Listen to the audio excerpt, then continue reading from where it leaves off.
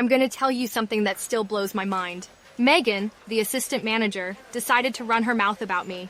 Not to my face, of course. She told one of our coworkers that I don't like black women. Yeah, let that sink in. Now, if you know me and my magnetic personality, you know that's a damn lie. Because I'm the one who actually gets invited to the cookout. And guess what?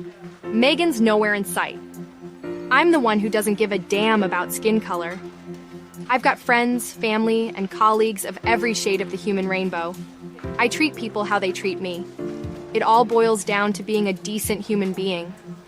What I don't like is drama, manipulation, and lies. That's Megan's specialty. And of course, it got back to me. Because that's how gossip works. It never stays where it starts. Megan knew what she was doing. She wasn't just talking trash. She was planting seeds in other people's heads. Seeds meant to grow into doubts about me, my character, and my future. And this fucking sucks. Why does this matter? Because at the same time, Megan was out here assassinating my character and setting me up for an ass-whooping. I was in the process of applying for a new position. A step up, a chance to grow. And lies like that? They don't just float in the air. They follow you. They can poison opportunities before you even get a chance to sit at the table. So I did what any professional would do. I went to HR, reported the incident. I laid out the situation because clearly that's some racially motivated shit, right? And what have I heard since? Crickets. 30 days of fucking silence. No follow-up, no resolution. Just me, sitting here, knowing this cloud is still hanging over my head, while Megan gets to go on about her business. This is what people don't talk about enough.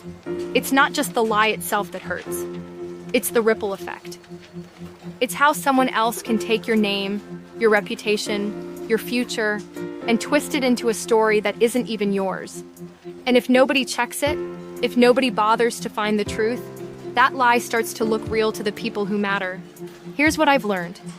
Your career isn't defined by the words you speak when you're in the room. It's defined by what people say about you when you're not there. So, what if I told you I was black? I could be, and the whole story would flip, because it all depends on whose mouth it comes from. And if it were true, the whole lie Megan spun falls apart. The problem is, nobody can tell the difference between the truth and a lie, especially when the lie gets repeated enough. And many people don't care to look hard enough to find out the truth. That's the danger. That's the reality. So tell me, when you leave the room, what's being said about you?